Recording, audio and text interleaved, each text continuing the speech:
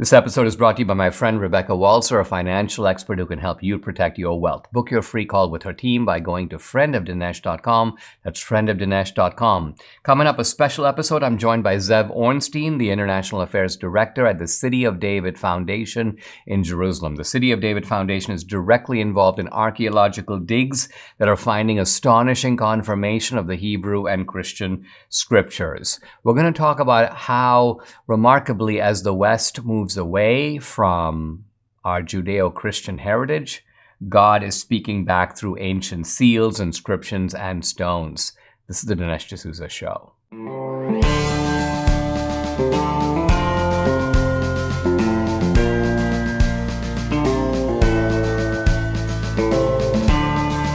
America needs this voice. The times are crazy. In a time of confusion, division, and lies, we need a brave voice of reason, understanding, and truth. This is the Dinesh D'Souza Podcast. Guys, we're doing a special podcast today, and it's because we have a special guest who's in town. In fact, someone that Debbie and I met in Israel in December, a great guy.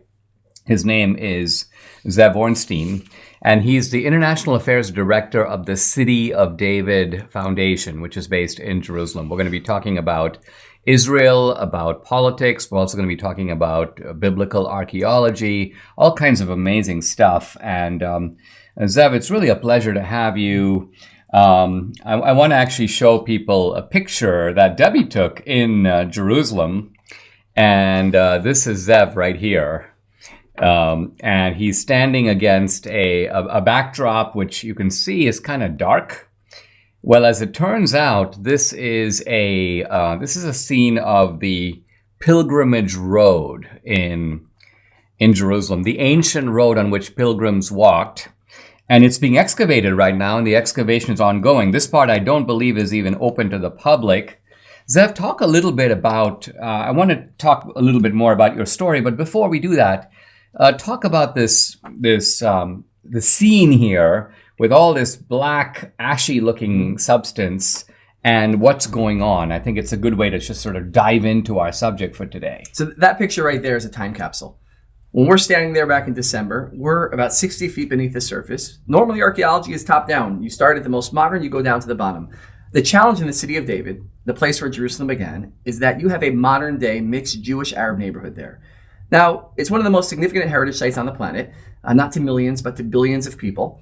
Now, if this was the United States of America, what would you do? 2 words, eminent domain. You clear everyone out, here's some money, see you later, and now excavate the whole thing. But Jerusalem is not America, and there are many challenges to applying eminent domain in the City of David. Were Israel to do that, the headline the next day would be ethnic cleansing in Jerusalem. So no one's going anywhere. And so the challenge is you want to respect the modern day neighborhood in the City of David, of the Jews and Arabs who live there, and at the same time uncover the heritage that has significance not to millions, but to billions of people around the world. And so where we were standing, 60 feet beneath the surface, you see the arches that are supporting the neighborhood above our heads. And as you mentioned, when we were standing there, in the earth that is waiting to be excavated along the Pilgrimage Road excavation, which we'll speak a little bit more about in a little bit, in that earth that is waiting to be excavated, there are pockets of black, of soot. And we pulled it out. And what is this black material? Well, before we go to what it is, you have it. That's right. You brought a bottle of it. That's right. And give me a little on my hand. I actually want to. So this here, you can see. You hold that up. Yep. So we have to take a look at this. It's a crusty black substance, and you're going to be blown away by what it is. What is it? So this is ash from the year 70 CE, when the Romans destroyed Jerusalem 2,000 years ago.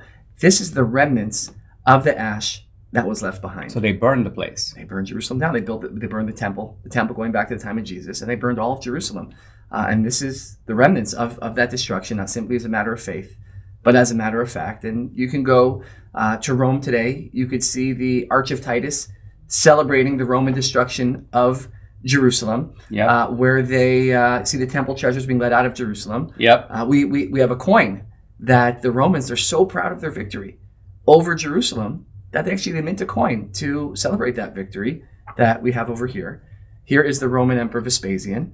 And on the coin, you have a Roman legionnaire towering above a Jewish woman on her knees crying. And it says on it, Judea Capta. Judea has been captured or defeated. Judea was the name of the country. Jerusalem was its capital. The reason why Jews are called Jews is Jews come from Judea. And that was, the destruction of Jerusalem. And this is the actual coin. Actual coin from the year 71. This is unbelievable, and it was you see a triumphant soldier and a kind of a cowering or a bending subordinate. I guess it's intended to show the Jews are submitting to the Romans. That's right. But of course, there's sort of a final irony to this, isn't it? Isn't there? What's that? But the amazing thing is, there's a story told about 6 decades after the destruction of Jerusalem, where 3 sages, they're walking to Jerusalem. They get to Mount Scopus, just north of the Temple Mount, and they see the temple in ruins. And 2 of the sages begin to cry, and one begins to laugh. And the 2 sages that are crying turn to the one who's laughing and say, WTH, what's wrong with you? How could you laugh at a time like this? And he turns to them and says, I don't understand. Why are you crying? And they say, why are we crying? The temple destroyed, the Holy of Holies. You have foxes running through it. How could we not be crying? And he says, well, that's why I'm laughing. He says, we don't understand. He says, until I saw the prophecies of the destruction of Jerusalem coming true with my own eyes, I never knew for certain that the prophecies of redemption would also come true. And now that I've seen the destruction, I know that the redemption will also come. And we're living in a time, whether in the United States here, in Israel, where there are many challenges in our societies, but it's also important to maintain perspective. And just because there are challenges today, that does not mean it has to be the final chapter of the story. And with some faith, hard work, and some good fortune, the Roman Empire is gone. Jerusalem is still standing 2,000 years later. The point being, in 70 AD, if you were to survey the world, Rome was king, right? Rome had a massive empire stretching from Asia down into northern Africa, over all of Europe, and no one would have predicted that the Jews would last and come back to their ancestral homeland, and the Roman Empire would be gone. And in fact, that idea that Rome was triumphant persisted for several hundred years before the fall of Rome around the 4th, 5th century. That's right. So, what a stunning irony. Zev, you're 43 years old, you are an American born in New Jersey, and you now find yourself in a kind of remarkable place in Israel where you're representing the city of David to America.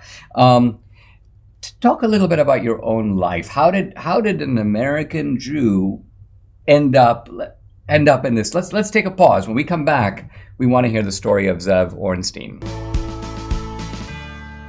Just when you thought it couldn't get any better, Mike Lindell and MyPillow are launching the MyPillow 2.0. Now, when Mike invented MyPillow, it had everything you could want in a pillow, but now, nearly 20 years later, Mike has discovered a new technology that makes MyPillow even better. The MyPillow 2.0 has all the patented adjustable fill of the original MyPillow, but now with the brand new fabric that's made with a temperature-regulating thread, the MyPillow 2.0 is the softest, smoothest, and coolest pillow you'll ever own.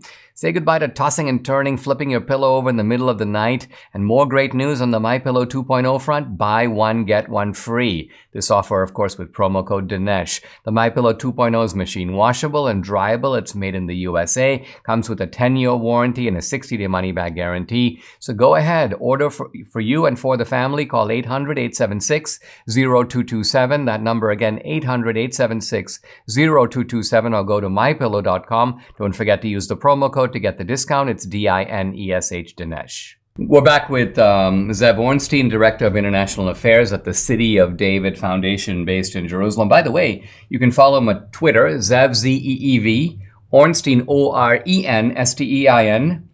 And Zev, great to have you. I thought it'd be great for people to hear how an American Jew born in New Jersey ends up being a key representative of the City of David Foundation, doing archaeological excavations as we speak, and uncovering amazing stuff that we're going to talk about. But talk a little bit about your story. So I grew up in New Jersey in a traditional Jewish family. I went to Jewish day school. But one of the things that wasn't focused on in the school was the significance of Israel and the modern Jewish state of Israel. And so I grew up and knew a lot about the Bible and faith and things like that, but Israel not so much. After high school, I go for a gap year to study in Israel.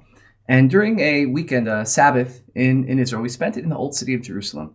And one of our teachers, Rabbi Mori Rubel, he gets up and he starts speaking about his experiences growing up in the 1967 Six-Day War. Now, leading up to this war, you have the nations, Arab nations surrounding Israel, speaking very openly in Arabic, in English, in every language. We are going to destroy Israel. This is 19 years after Israel's reestablishment, about 2 decades after the Holocaust. And they're openly saying, we will destroy Israel.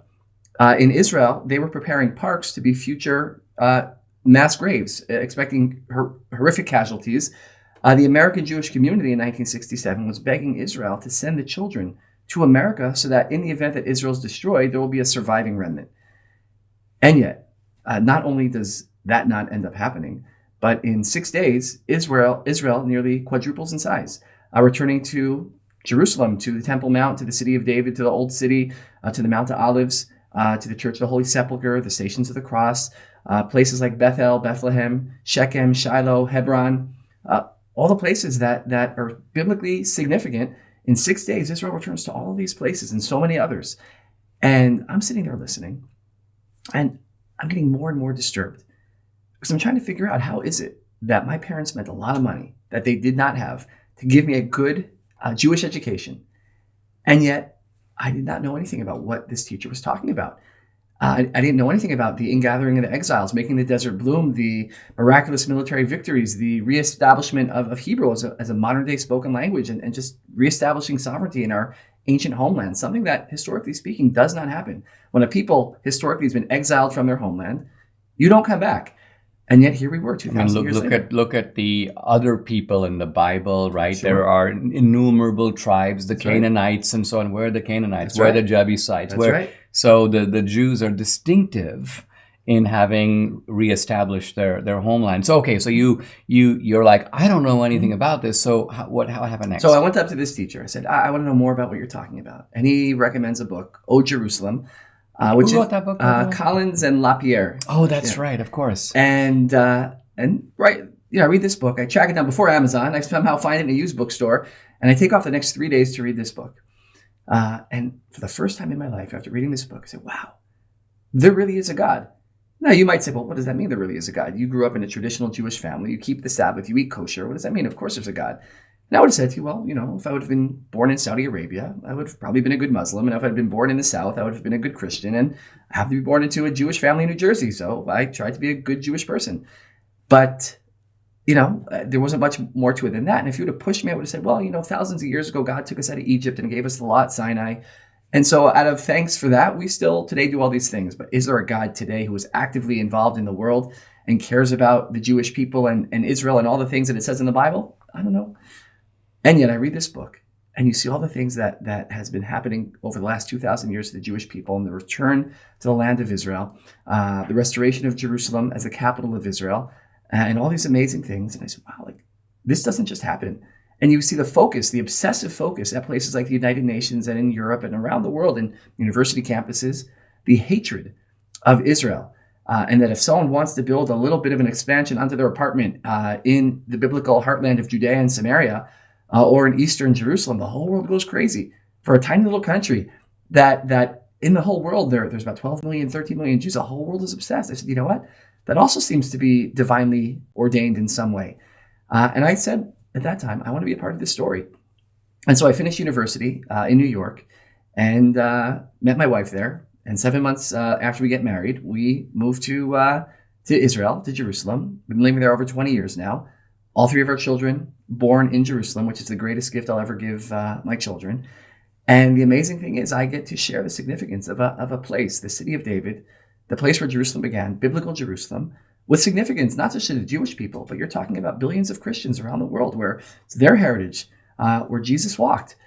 This is a place that has significance to so many people.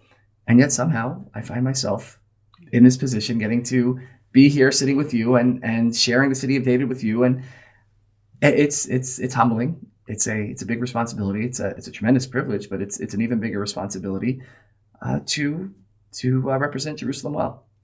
Let's take a pause. When we come back, we're going to talk about the importance of the restoration of the state of Israel, a little bit about Israeli politics, what's going on now. We'll be right back.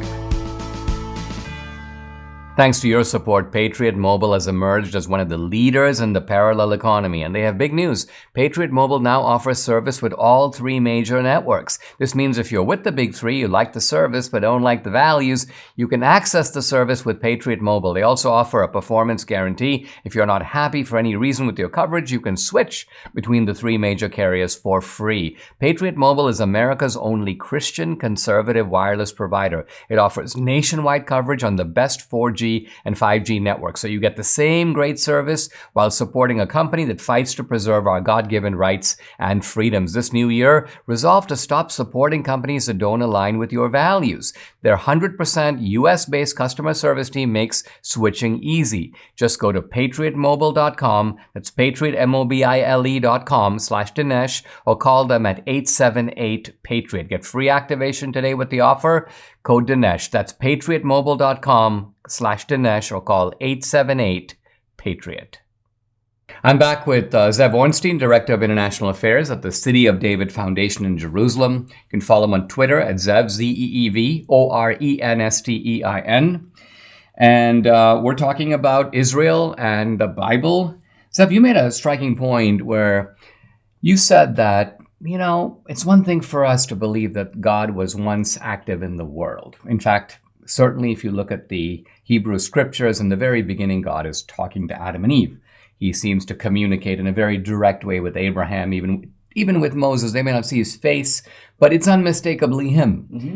And yet then there's a movement in the Hebrew scriptures in which God seems to somewhat recede. His relationship even to the middle prophets is not as direct.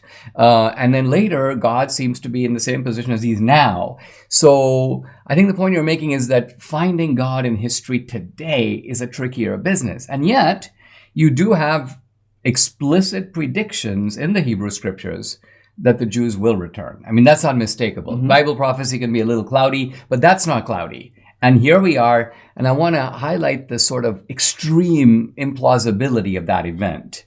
And yet it occurs. You've had three wars, 1948, 1967, 1973.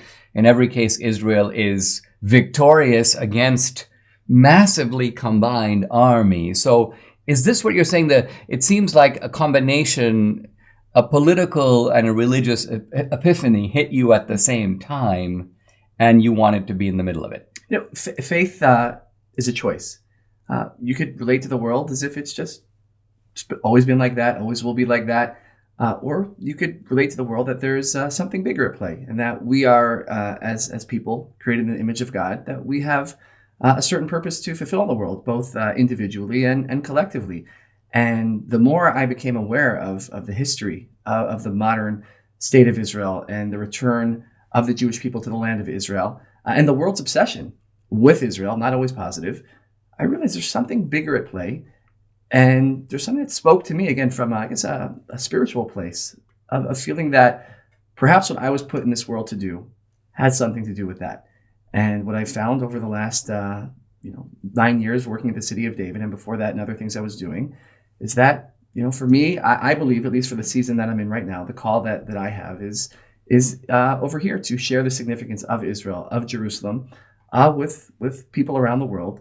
In this case, certainly in the United States, of people involved in shaping public opinion, to understand why this place matters and why it matters not just to the Jewish people, but when I meet with administration officials, members of Congress, Senate, and so on, media personalities, I say, they say, well, we're very pro-Israel. And I say, I appreciate that, but you should actually just be pro-America, because the heritage that's being unearthed in the City of David, the place where Jerusalem began, one of the most archaeologically excavated sites in the world, the heritage that's being unearthed is your heritage, because the bedrock that the founding fathers established the United States of America upon is the Judeo-Christian heritage. Now, where does that heritage come from? The founding fathers knew very well it comes from Jerusalem. And therefore, the heritage that we're unearthing in the City of David is your heritage too. The people of this great country, this is your heritage. And when people deny Jerusalem's heritage, it's not just an attack on Israel or the Jewish people, it's an attack on America. And the West, because Athens and Jerusalem, Rome to a degree, these are the cornerstones of Western civilization. That's right. Now, when you look at the two most hated countries in the world today, it's not Iran and North Korea or China, it's Israel and the United States of America, because they're the two countries in the world that still have been established and inspired by the Judeo-Christian heritage. That's what is the basis of the special relationship between our two nations. Yes, there's democracy and high tech and shared enemies, but we're the only two nations left in the world that aspire and esteem this heritage. We were at dinner last night, and you made an interesting point about, I think, very striking point about the Bible, and the Bible as a contrast to other the works produced by other civilizations, in some cases great civilizations that build great empires, and how their literature is, you may almost call it, it's triumphalist. Talk about that. I was with a group of academics in the city of David, and academics traditionally, if not exclusively, they are skeptical of the Bible and its divine authorship. And so I said to them, I will give you what I think is a compelling case for the divinity of the Bible. I said, if you look at the Bible, as compared to other civilizations, you go to ancient Egypt, ancient Babylon, the way that the rulers speak of themselves, they're like God, all-powerful, all-knowing, mighty, no one is greater. And then you look at the Bible, and the way the Bible speaks of Israel and the Jewish people. And it's not that we could do no right. But it's a whole book of showing how we struggle and we stumble. You have the Exodus from Egypt, the splitting of the sea, the revelation at Sinai, and then we go and worship a golden calf. We're about to enter the promised land. Then a whole generation's like, we don't really want it. We want to go back to Egypt. Why include this stuff? You look at David, one of the heroes of the Bible. Why include the story with Bathsheba? Why would anyone make this stuff up? Why would we make up that we're worshiping a golden calf 2 minutes after we get the law at Sinai? I mean, it's almost as if it was written by people hostile. Yeah, you would think if it wasn't by God, say a bunch of anti-Semites must have written this, making Israel out to be the worst people. But the point of the Bible is not to glorify Israel or any other people. The point of the Bible is to make us better people, is to say, you know what? We have not changed all that much in thousands of years. The things that we struggle with thousands of years ago, lust, temptation, desire, greed, envy, ego, power, we still struggle with those things today. And therefore, the Bible is a user manual for how to live a good life, how to live a purposeful, ethical, moral, good life. And we're still trying to learn those lessons today. Let's take a pause. When we come back, more with Zev Ornstein from the City of David Foundation. Maybe time for you to get a fresh start. Now, the phrase literally means an opportunity to begin something again, but you know you need a fresh start in your eating habits, right? How many times last year did you say to yourself, I need to start eating better? Now, eating the right amount of fruits and veggies every single day is almost impossible. I have a more practical, a more convenient way for you to make that fresh start with Balance of Nature. Now, Balance of Nature is sourced from 31 whole fruits and vegetables. You'll get maximum nutrition with their star product, fruits and veggies in a capsule. Debbie and I take them every day. I want you to do so also. And right now, take advantage of Balance of Nature's New Year offer. Get $25 off plus free fiber and spice with your first preferred order of fruits and veggies when you use discount code America. This offer can end at any time, so act now. Call 800-246-8751. That's 800-246-8751, or go to balanceofnature.com. Use discount code America. I'm back with Zev Ornstein from the International Affairs Director at the City of David Foundation in Jerusalem. Zev, we were talking about the Bible, and I think you were making the point that the Bible is a sort of a blueprint for living a certain kind of life in obedience or in subordination to God. And I think traditionally we believe, and you believe, that the Bible is taken on faith. But something remarkable is going on. It's been going on for a while, but it's accelerated since the foundation of the State of Israel. And this is, let's call it biblical archaeology, excavations that are occurring largely in Israel, some in Jordan, some elsewhere, that are uncovering stuff that is giving people, even skeptics and seekers, a new perspective on the Bible.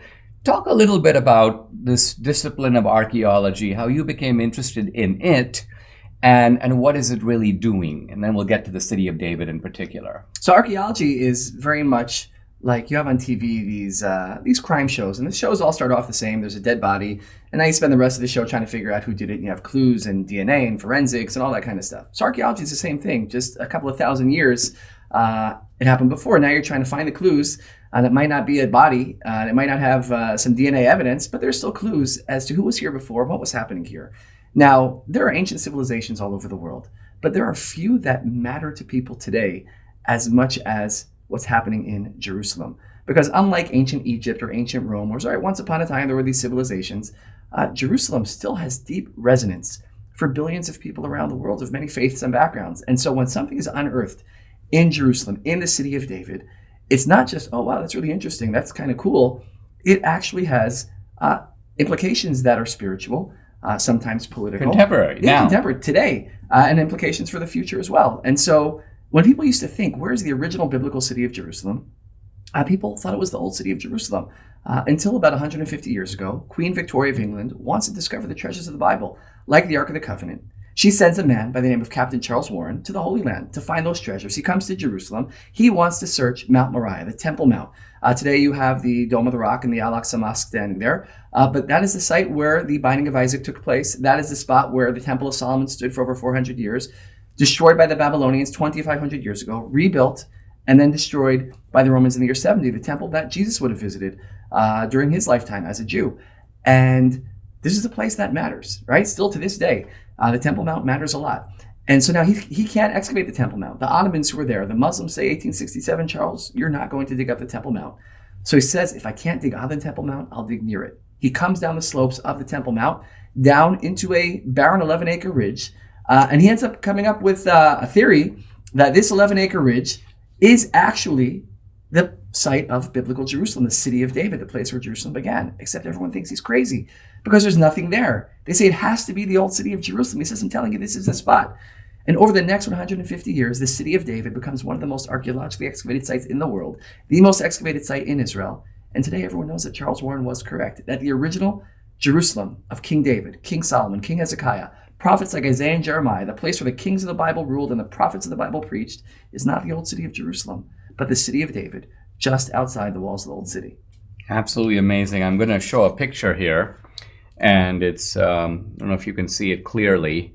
There's, is this sort of a before and after? Yeah, that's what it looks like today. It's what it looked like, about 100 plus years ago. And the amazing thing is today, we're unearthing, whether it's coins with Hebrew writing going back thousands of years, whether it's inscriptions with the names of figures straight out of the pages of the Bible, like the biblical King Hezekiah, like the prophet Isaiah. Literally, you could walk with the Bible in one hand. You have the archaeology being unearthed on the other, and you see Jerusalem's biblical heritage, with significance not to millions but billions, is not simply a matter of faith, but a matter of fact. It's real. You could see it. You could touch it. And as we'll see in a moment, you could walk on it. Amazing. You brought with you a coin, a shekel. Mm-hmm. Can I see it? Sure. And I'd like you to talk just a little bit about its significance. This is wow, look at that. This is a biblical coin. That's right. And it has a value. That's right. And talk a little bit about coins and also about what you were telling us last night about false weights That's and right. measures. So there's a saying that there are two things that are guaranteed in life: death and taxes. And this is truth of both, because whoever was carrying this coin, one is not alive today. But this is the temple tax. This is the Bible talks about the book of Exodus, that once a year, all of Israel had to come and bring a silver half shekel coin for the upkeep of the sanctuary, of the tabernacle, of the temple. We find this in an excavation of the Pilgrimage Road in the city of David. 2,000 years ago, in the time of Jesus, there was someone going up to the temple. They had this coin in their pocket, but somehow by the time they, walking through the city of David, get up to the Temple Mount, the priest asks him for the silver half shekel coin, and it's not there anymore. It fell out. He dropped it. He dropped it. We find it 2,000 years later. Now, the priest would say to this person, silver half shekel coin, please. He would give it to him in the case that he hadn't lost it. And what would the priest do? He would put a beka weight on the scale. Now, the beka, the Bible also mentions in Exodus that the beka is in the weight of a half shekel coin. And so you would put the weight on one side, you put the coin on the other to make sure that it was kosher, that it matched. One of the things that the Bible says is an abomination is false weights and measures. Even back then, just not only today do you have corruption when it comes to business, but thousands of years ago, we haven't changed all that much. And so we find in the city of David a Becca weight along the Pilgrimage Road excavation. We find the silver half shekel coin along the Pilgrimage Road excavation. Archaeologists weigh it, and it matches. This was a kosher silver half shekel coin. And we've actually found in the city of David false weights as well, showing that not everyone was always so honest. And it's an amazing thing that when you're in the place where the Bible happened, you see the words of the Bible come to life in a place that, as we speak, where we got to visit together, is being unearthed. And in a few years' time, you're going to have millions and millions of people literally able to walk in the footsteps of their ancestors, in the footsteps of the Bible. Let's take a pause. We'll be right back. Aches and pains are, well, kind of a pain, and they tend to ruin your day. Well, Debbie and I started taking Relief Factor a couple of years ago. The difference we've seen in our joints, nothing short of amazing. Aches and pains are gone, thanks to this 100% drug-free solution called Relief Factor. Now, Relief Factor supports your body's fight against inflammation. That's the source of aches and pains. The vast majority of people who try Relief Factor love it. They order more because it works for them. Debbie loves it too. She's been able to do the exercises that for several years she wasn't able to do. So Relief Factor has been a real game changer for her, her aunt, other members of our family, Mike here in the studio, and for many other people. You too can benefit. Try it for yourself. Order the 3-week quick start for the discounted price of just $19.95. Go to relieffactor.com or call the new number 800-4-RELIEF to find out more about this offer. That number again, 800-4-RELIEF, or go to relieffactor.com. You'll feel the difference. I'm back with Zev Ornstein, Director of International Affairs at the City of David Foundation in Jerusalem. This is an organization doing very important work in not only in archaeology, but also in education. And Zev, we were talking about these amazing discoveries of seals and coins. Now, the City of David sort of tourist office, if you will, was right up there, and people, I guess, would stop by to get information. But then an anthropologist named Elliot Mazar came up to you and told you, you got to move this office. That's right. Talk about that and talk about why and what she was getting at. So 2005, Dr. Eilat Mazar, world-renowned archaeologist, she comes into our visitor center and she says to us, you need to move your offices. We ask her why. She says, beneath your feet, you will find the palace of King David. That's one of those moments. What do you say to that? So he said, Dr. Mazar, people have been digging in the city of David for the last nearly 150 years. No one's ever said that before. What makes you so certain this is the place? She says very simply, the city of David is a city on a hill. And if you're going to have a palace in a city on a hill, where will you find the palace? The top of the hill. She says, this is the top of the city of David. This is where you'll find the palace of King David. We said, Dr. Mazar, with all due respect, maybe 3,000 years ago, in the time of David, maybe people built their palaces at the bottom of the hill, maybe in the middle of the hill. We're not going to move our visitor center simply because for you to be queen today, you would build your palace right here. So what else do you have to support your theory? She shows us something found about 60 years before, a royal Phoenician capital that would have stood atop an ancient column or pillar. And she says, this proves that this is the location of King David's palace. So what's the connection? She said, well, if you know the Bible, you wouldn't ask questions like that. And we said, well, help us out. And she says, well, the first thing David does after conquering Jerusalem and making it his capital is he reaches out to his neighbors in the north, the Phoenicians. And in 2 Samuel chapter 5, verse 11, it speaks of how the Phoenicians are the ones who come and build King David's palace, which is why we find Phoenician stonemasonry in the city of David. So she now begins to dig with the Israel Antiquities Authority, and they find at the base of the walls, massive, thick walls, 20 feet thick, thicker than the walls of the White House, pottery and other organic material, which she dates to the time of King David. Others date to shortly a period right after David, but there is near consensus this was the royal government center of the Davidic dynasty, the original Capitol Hill going back to the time of King David. In the same excavation, a few years later, Dr. Mazar finds 2 seals in Hebrew dating back 2,500 years ago, which bear the names of 2 of the 4 advisors who tell King Zedekiah, the last king of the Davidic dynasty, to kill the prophet Jeremiah. We find their seals in the palace, in an ash layer with antiquities dating back to the period of the Babylonian destruction of Jerusalem. So you have the right people at the right place at the right time, all in an excavation that just a few years ago was still underground. Now, not that long ago, I hosted a delegation of European Union officials. And they said, well, what do the Palestinians think about all this stuff? And I said, well, their leadership, they hate the city of David. They said, well, why is that? I said, well, the story that the Palestinians have been telling for many, many decades now is that Jerusalem is a colonial project. You're occupiers and colonizers. You have no heritage here. You don't belong here. And I said, what's the problem with that? The problem with that is the city of David. Because every single day we are unearthing heritage that is showing not simply as a matter of faith, but a matter of fact that the Jewish and Christian heritage in Jerusalem is real. You could see it. You could touch it. It's what you might call an inconvenient truth. And I said to them, if you want to separate the archaeology from the politics, I have a simple, foolproof, guaranteed way to do that. They were very excited. What is it? I said, all that has to happen. You could still put out your peace plans and whatever you want. The heads of the European Union, the heads of the United Nations, the heads of the Palestinian leadership just have to acknowledge one thing, that the Jewish people, and by extension Christians, have been in Jerusalem for thousands of years. That the archaeology incontrovertibly shows that. This is not a big ask. Just recognize it and now call for whatever peace plans you want. And one of the heads of the European Union looks at me and says, they will never agree to that. I said, well, what do you want from us? We are uncovering the heritage. And again, it's our shared heritage. For Americans, this is your heritage too, that is actively at the United Nations, throughout Europe, college campuses, Palestinian leadership being actively denied and attempted to erase. And let me come at this from a little different angle, which is that we're talking about events that occurred not just 2,000 years ago, which would be Christ, but when you go back to David, what are we talking about? 3,000 years ago. 3,000 years ago. Stuff that you would think would have been absolutely washed away by the sands of time. And for centuries, there was, I think I'm right in saying, no independent confirmation outside of the Bible that these people were real. Absolutely. It seemed, in fact, to many skeptics and even scholars that, look, this is sort of like, the kings of Troy, the Trojan War. Yeah, I mean, we don't expect to find, the bones of Achilles, right? Because Achilles was made up by Homer. The bard was passing on a legend, and the Bible was seen to be in that category.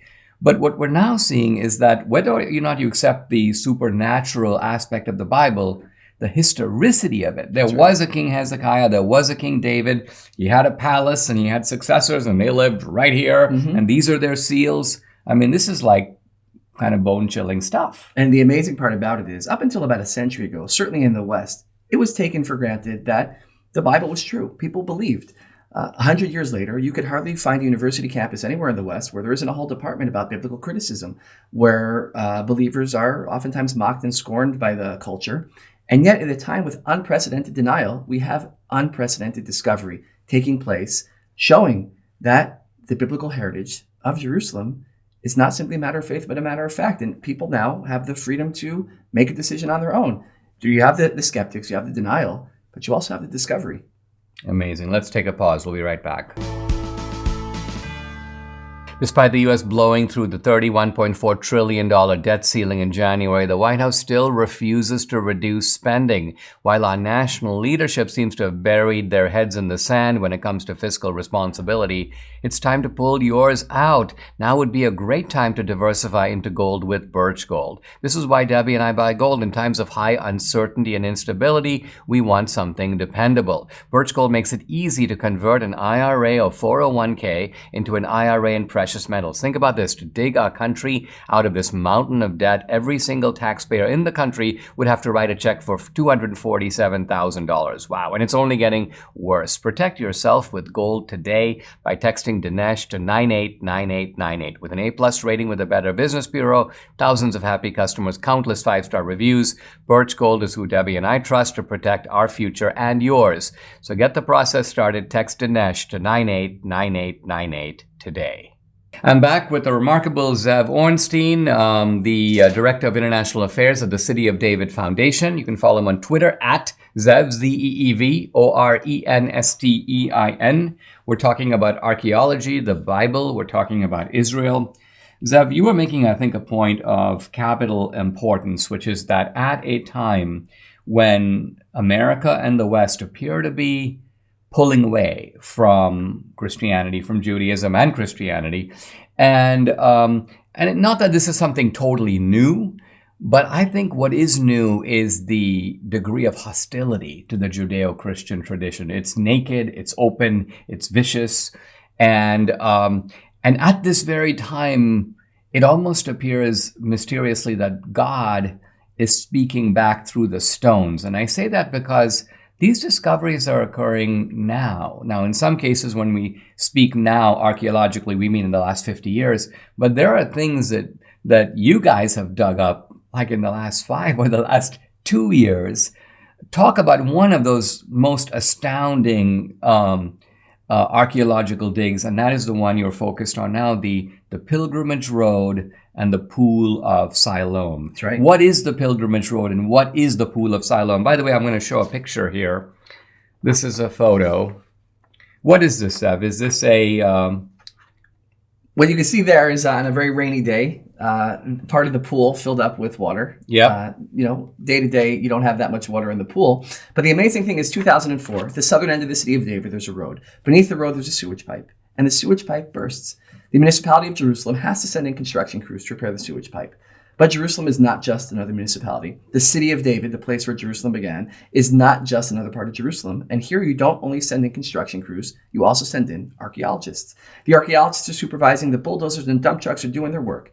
And the archaeologists hear scraping and scratching. It doesn't sound right. They clear everyone out. Turns out, in repairing the sewage pipe, they find a series of ancient stone steps, 2,000 years old, which we said is the time of Jesus. And the archaeologists say there's only one other set of steps that look just like those steps, the southern steps leading up to the Temple Mount from 2,000 years ago. So they said, all right, well, what are these steps that we found here in the southern end of the city of David?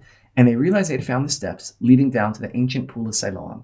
Now, what is the Pool of Siloam? For Christians, the Christian scriptures speak about the site of the healing of the blind man, the Pool of Siloam in the city of David. Now, the Bible tells us 3 times during the year, on Pentecost, Tabernacles, and on Passover, all of Israel's going up on pilgrimage up to the temple. Now, before you can go up to the temple, you have to wash, cleanse, bathe, go to a ritual bath. The historian Josephus says you would have had nearly 3 million people 2,000 years ago going on pilgrimage up to the temple, say on Passover. So we know the pool is about 1.5 acres in size, but up until about a month or so ago, right around when you visited, we only had those steps of the pool until about a month ago, where now for the first time in 2,000 years, we will have the ability to excavate the entirety of the Pool of Siloam, 2,000 years old, dating back to the time of Jesus, the size of 2 Olympic-sized swimming pools. We are going to excavate the entirety of the pool. Now, the archaeologists said, if we know where the Pool of Siloam is, and we know where the temple stood on the Temple Mount, a half mile apart, how did the millions of pilgrims get from the pool all the way up to the Temple Mount? They widen the excavation, and they discover the Pilgrimage Road. The road that our ancestors, whether you're Jewish or Christian 2,000 years ago, the road that they walked on when they went on pilgrimage up to the temple. Not a road like that, not stones that look like those. This actual road, these actual stones from 2,000 years ago. We find there, which we saw together, an ancient soapbox where you would have done the Dinesh D'Souza show 2,000 years ago. You would have gotten up there. We didn't have all the podcasting technology, and you would have just spoken. That was the town hall. I've been asked by many congressmen and senators and officials, what's the likelihood Jesus walked on this road? And I say, look, I don't want to tell you stories. Let me give you a conservative estimate. The likelihood that he walked on this road, the Pilgrimage Road, in the city of David is 100%. So how do you know? Well, if you believe there was a historic Jesus 2,000 years ago, he was Jewish. He went with all the Jews down to the Pool of Siloam to cleanse. He would have walked up through the city of David along the Pilgrimage Road up to the temple on the Temple Mount. The Pool of Siloam in the city of David is 100% the same Pool of Siloam from 2,000 years ago. The Pilgrimage Road is the same Pilgrimage Road from 2,000 years ago. The Temple Mount is the same Temple Mount from 2,000 years ago. Not simply a matter of faith, but a matter of fact. And as we speak, you have archaeologists with the Israel Antiquities Authority that are unearthing both the pool and the Pilgrimage Road. And in a few years from now, you will be able to literally walk in the footsteps of the Bible, to literally begin the journey from the Pool of Siloam, walk all the way up the half-mile journey, coming out of the footsteps of the Western Wall, right next to the Temple Mount. This is Jerusalem's heritage being literally brought back to life. I mean, Zev, in Israel, there are some sites that are disputed, right? People say, well, is this the Via Dolorosa? And there are even 2 rival sites for where the crucifixion may have taken place. It could have been here, it could have been there. But what's interesting about the Pilgrimage Road and about the Pool of Siloam is there's no dispute. That's right. That was the pool, this is the road. And so this gives you the confidence to be able to say that this is where the Jews made their way. And the scene to me is very captivating, right? Because you could just see throngs of people selling stuff on both sides of the road. You mentioned a little, almost little podiums. Mm-hmm. And presumably when, Jesus is 12 years old, he gets lost. His parents are looking for him. I think you told us, or someone told us, this is probably where Joseph stood and, he was yelling, "Has anyone seen my son?" In other words, this talk about bringing scenes in both the Hebrew and the Christian scriptures back into life in a way that I think is completely different from reading them or even listening to them. Really amazing stuff. Let's take a pause. We'll be right back. Hey guys, I'd like to invite you to check out my Locals channel. This is a platform that is owned by the video platform called Rumble. And the cool thing is that you get Dinesh Uncensored, Dinesh Unchained. As you know, there's a lot of censorship in the country. Locals is where I can speak my mind, and I interact with members directly and subscribers directly. It's also got a bunch of movies up there, 2,000 Mules, some of my films, independent films by other people. And you can get an annual subscription or a monthly subscription, and you will also be able to join my live weekly Q&A. Sign up at dinesh.locals.com. That's the website. I'd love to have you along for this great ride again. It's dinesh.locals.com. I'm back with Zev Ornstein, Director of International Affairs at the City of David. We're talking about the really important work that the City of David is doing both archaeologically and educationally.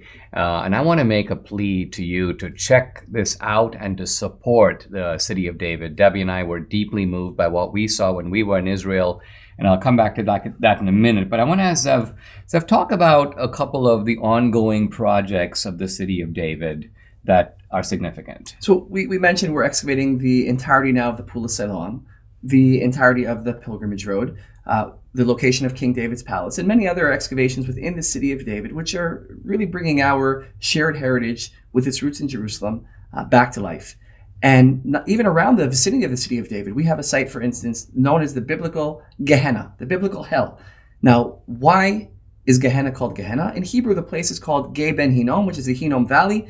Gei Ben Hinnom, said quickly, is Gehenna. Now, how did this place, just adjacent to the City of David, become associated with biblical hell? Well, there was a nasty form of idolatry that thousands of years ago took place in this valley, which was an idolatry called Molech. Now, what was Molech? Parents would take their children up on a high tower. There'd be a huge fire pit below, and they would throw their children into the fire. Of all the idolatry that God hates, God hated this one the most. Now, what's the amazing thing? During COVID, what we did, because we had challenges excavating underground because of all the restrictions, we took our teams, they went to the Hinnom Valley, and we have now taken this place that in modern times was a place where you had gangs and drug dealers and violence, and now we are rehabilitating biblical hell so that today it is a biblical park where kids, young people, older people of all faiths and backgrounds, handicapped accessible, are able to come and pick and plant and grow and build and press olives and bake pita bread with wheat that's grown on the site and shear sheep and make wool and all these things that are connecting people to Jerusalem's heritage through their hands, through nature, but also taking a place that was associated with hell and bringing it back to life in a positive, redeeming way. You're almost sanctifying it by. I guess you could have decided, hey, listen, we're gonna reconstruct Moloch. Yeah, right. But that's a tricky, dangerous thing to do, right? Because you don't want to. So you decided to go the opposite way, right, and create something that represented harmony, right, that represented productivity and growth, and a place where parents could actually look forward to going with their children, and children could actually look forward to going with their parents, and knowing that all of them are actually going to make it home at the end of the day. Wow. Each year, Debbie and I, we basically like to pick one cause, one organization, and make it the prime focus of any kind of philanthropy that we do. And we're only mentioning this because I want it to be an encouragement to you. So last night, Debbie and I gave Zev a check for $100,000 for the City of David Foundation. And I'm mentioning it because I want you to consider really supporting this organization, because in my view, it's good to support missions around the world. It's good to have the gospel preached.